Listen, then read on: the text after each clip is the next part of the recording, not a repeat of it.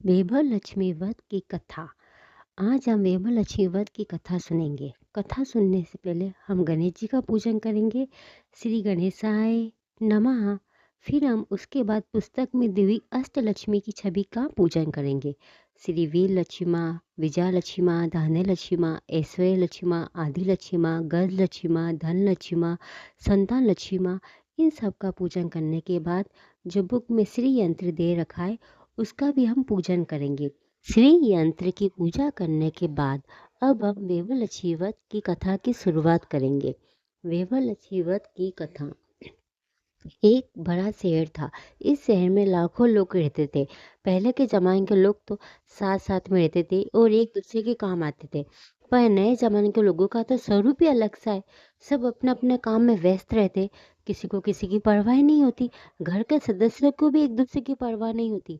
भजन कीर्तन भक्ति भाव दया माया परोपकार जैसे संस्कार तो कम हो गए थे। शहर में बुराइयां बढ़ गई थी।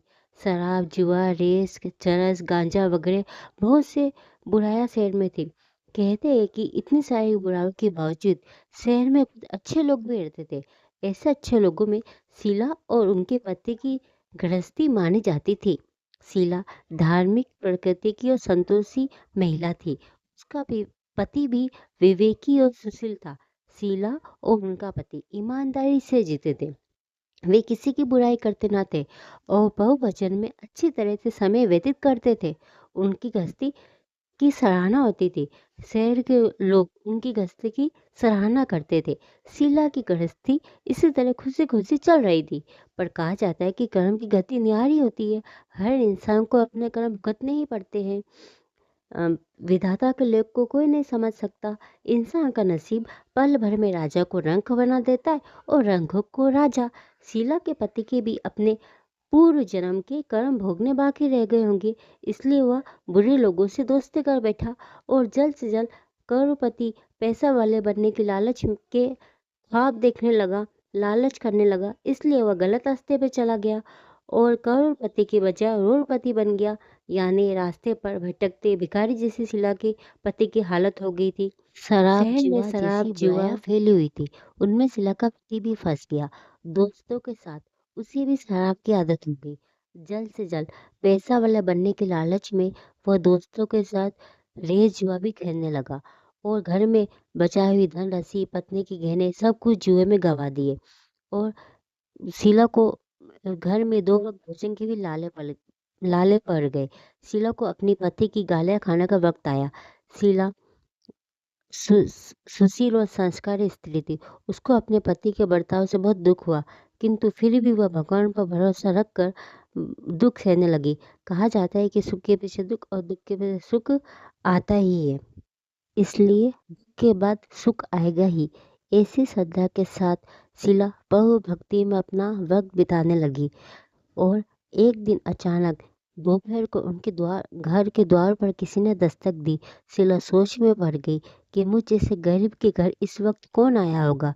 फिर भी द्वार पर आए हुए अतिथि का आदर करना चाहिए, ऐसे आर्य धर्म की शीला ने सोच रखने द्वार वाली खोला। देखा तो सामने एक माझी खड़ी थी। वे बड़ी उम्र की लगती थी, किंतु उनके चेहरे पे अलौकिक तेज निखर रहा था। उनकी आंखों में से मानो अमृत बह रहा था। उनका भव्य चेहरा करुणा प्यार से छलकता था। शीला माझी को पहचानती ना थी, फिर भी उनको देखकर शीला के रो रो में आनंद छा गया। शीला माझी को आदर के साथ घर में ले आई। घर में बैठाने के लिए कुछ भी नहीं था। सकुचा कर शीला ने एक फटी चादर पर माझी को बिठाया। माझी ने कहा कि शीला मुझे पहचाना नहीं। शीला ने सकुचा कर कहा, माँ आपको देखकर ही बहुत खुशी हो रही है, बहुत शांति हो रही है। ऐसा लगता है कि बहुत दिनों से जिसे ढूंढ रही थी वह आप ही है, पर मैं आपको पहचान ना सकी। माँ जी ने हंस कर कहा, क्यों भूल गई? हर शुक्रवार को लक्ष्मी जी के मंदिर में भजन कीर्तन होते, तब मैं भी वहाँ आती हूँ। वहाँ शुक्रवार को मिलते हैं। पति गलत रास्ते पे चला गया था। सब तब से शीला बहुत दुखी हो गई थी और दुख के मारे वह लक्ष्मी जी के मंदिर भी नहीं जाती थी। बाहर के लोगों के साथ नजर मिलाते उसे शर्म लगती थी। उसने याददाश्त पर जोर दिया, पर माँ जी तो याद ही नहीं आ रहे थे। तभी माँ जी ने कहा, तो लक्ष्मी जी के मंदिर में कितने मधुर भजन गाती थी, अभी अभी तो दिखाई नहीं देती। इसलिए ऐसा मुझे लगा सोचकर मैं कहीं तुझसे तो बीमार तो मिलने ना आ हो गई। गई। माँ जी के अति प्रेम भरे शब्दों से शीला का हृदय पिघल गया। उसकी आंखों में आंसू आ गए। माँ जी के सामने बिलख बिलख कर रोने लगी। यह देखकर माँ जी उसके पास सरक कर उसकी पीठ पर सांत्वना देने लगी। माँ जी का, बेटी, सुख और दुख तो धूप छाव जैसे होते हैं। सुख के पीछे दुख और दुख के पीछे सुख आता ही है। धैर्य रख बेटी और तेरी दुख की बात मुझे सुना, तेरा मन हल्का हो जाएगा। माँ जी की बात सुनकर शीला के मन को शांति मिली। उसने माँ जी को कहा, माँ, मेरी गृहस्थी में भरपूर खुशियाँ थी। मेरे पति सुशील थे। भगवान की कृपा से पैसे की बात में हमें संतोष था। यकायक हमारा हम भाग्य शांति हमसे से रूठ अपना गया। जीवन व्यतीत मेरे कर रहे पति थे। को बुरी दोस्ती हो गई। बुरी दोस्ती की वजह से वो बुरी आदतों के शिकार हो गए और हमने हमारा सब कुछ गंवा दिया। हम रास्ते के भिखारी जिसे बन गए और रास्ते के भिखारी जिसे बन गए। माँ जी ने कहा, बेटी, कर्म की गति न्यारी होती है। हर इंसान को अपने कर्म भुगतने ही पड़ते हैं। तू चिंता मत कर, अब तू तेरे कर्म भुगत चुकी है। तुम्हारे सुख के दिन अवश्य आएंगे।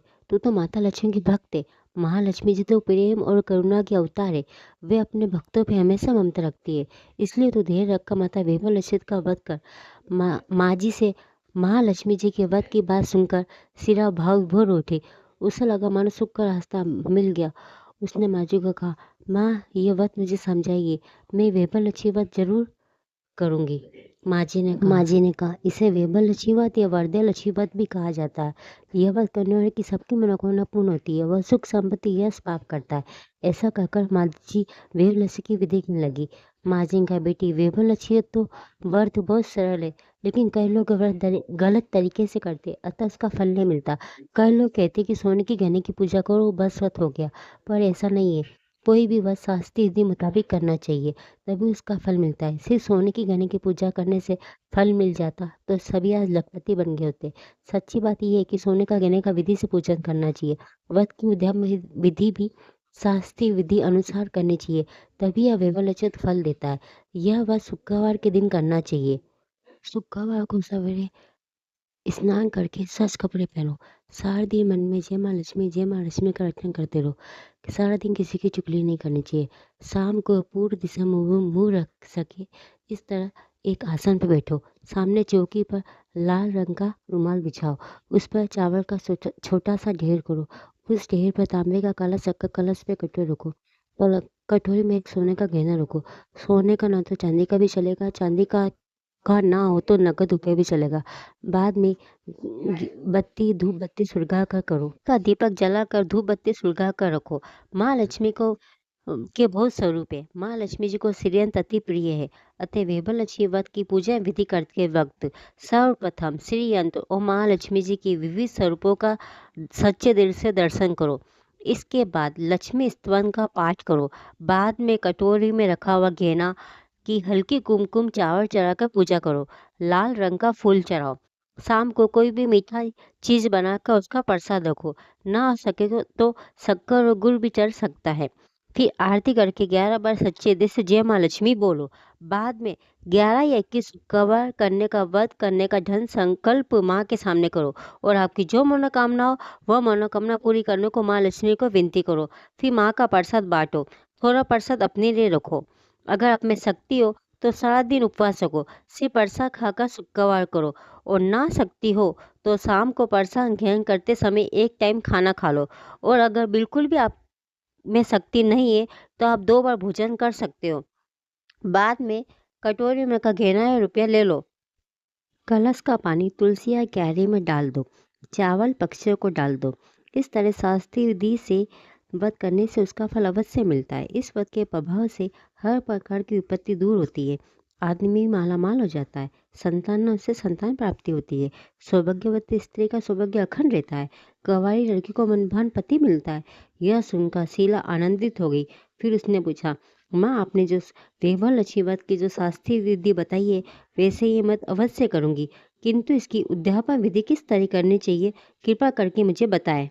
माँ जी ने कहा, 11-21 शुक्रवार जितने मन्नत मानी हो उतने शुक्रवार वेबल लक्ष्मी व्रत करें और आखिरी शुक्रवार को खीर या निवेद्य रखें। पूजा विधि हर शुक्रवार को करते हैं वैसे ही करनी चाहिए।